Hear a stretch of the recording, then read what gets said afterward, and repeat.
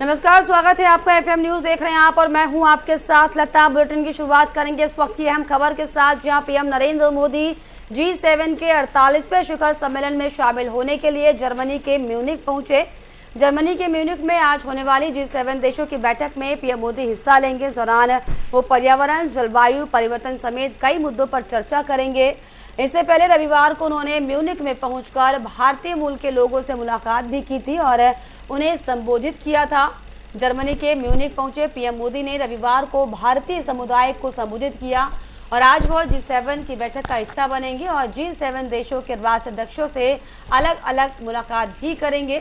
दुनिया की 7 सबसे बड़ी विकसित अर्थव्यवस्था वाले देशों के संगठन की बैठक में पीएम मोदी वैश्विक पर्यावरण परिवर्तन के साथ ही हो रहे जलवायु परिवर्तन पर चर्चा करेंगे और ऊर्जा को लेकर अपना एक्शन प्लान रखेंगे।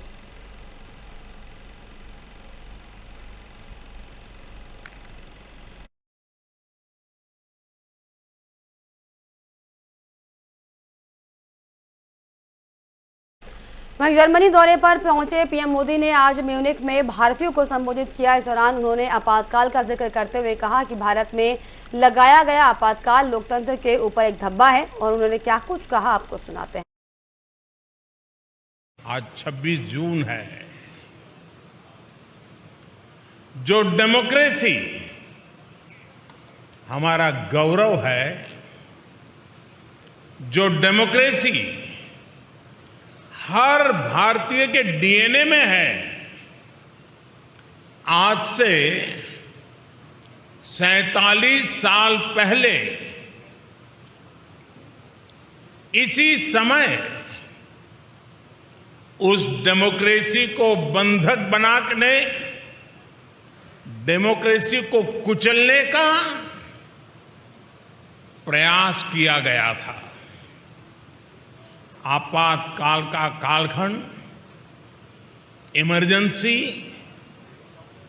भारत के वाइब्रेंट डेमोक्रेटिक इतिहास में एक काले धब्बे की तरह है, लेकिन इस काले धब्बे पर सदियों से चली आ रही लोकतांत्रिक परंपराओं की श्रेष्ठता भी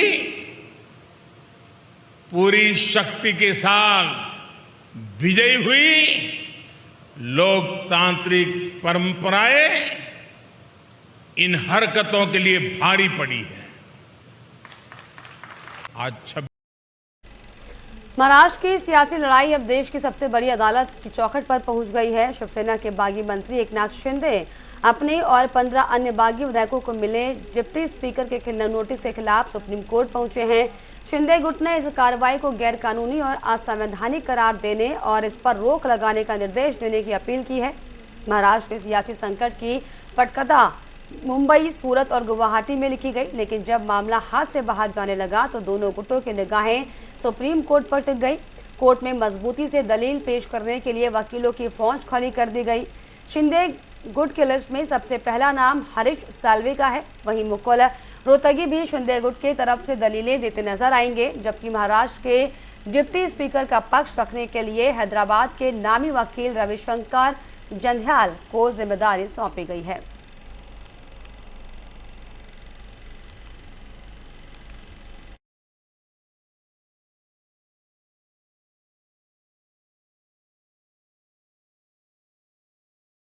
महाराष्ट्र के शिवसेना के बागी विधायक के बर्थडे का सेलिब्रेशन का वीडियो सामने आया है। वीडियो में साफ दिखाई पड़ रहा है कि गुवाहाटी के रेडिसन ब्लू होटल में महाराष्ट्र के भंडारा विधायक नरेंद्र भूंडेकर का जन्मदिन में शिवसेना के बागी नेता एकनाथ शिंदे और अन्य विधायकों की मौजूदगी में मनाया गया। आपको बता दें कि महाराष्ट्र के 16 बागी विधायकों को अयोग्य करार देने का नोटिस दिया जा चुका है। मुंबई में शिवसेना सांसद अरविंद सावंत ने कहा कि महाराष्ट्र में जो राजनीतिक परिस्थितियां बनी हुई हैं वो अब सिर्फ राजनीतिक लड़ाई नहीं है, कानूनी लड़ाई भी शुरू हो गई है। पार्टी के कई विधायक असम में रह रहे हैं, उनके खिलाफ हमने कानूनी कार्रवाई शुरू की है। लगभग 16 विधायकों को नोटिस भी भेज दिया गया है।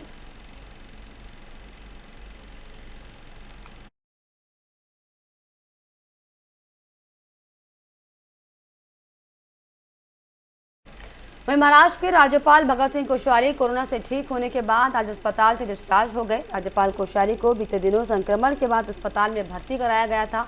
आपको बता दें कि इस समय महाराष्ट्र का राजनीतिक संकट गरमाया हुआ है और ऐसे में राज्यपाल की महत्वपूर्ण भूमिका होती है। जिस तरह से शिवसेना में दो फाड़ हुए हैं, उसी वजह से राजनीतिक उठापटक भी देखने को मिल रहा है। वहीं अगर शिवसेना के बागियों की बीजेपी सरकार बनाने का प्रयास करती है तो राज्यपाल की भूमिका अहम होगी, क्योंकि सरकार बनाने या भंग करने का दावा राज्यपाल के पास किया जाता है।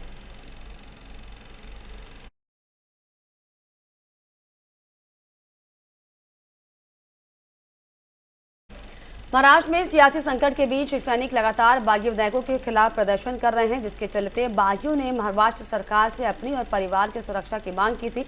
इस मामले को लेकर अब केंद्र सरकार की तरफ से बड़ा फैसला लिया गया है। बताया गया है कि शिंदे गुट के 16 विधायकों के घरों पर केंद्र सरकार सुरक्षा मुहैया कराएगी।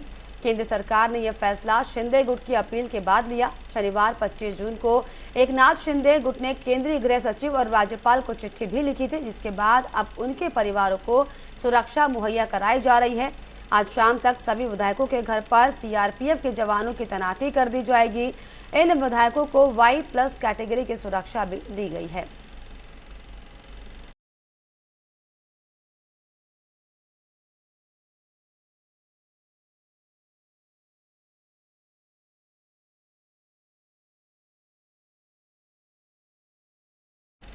और यहाँ पर रुक रहे एक छोटे से ब्रेक के लिए।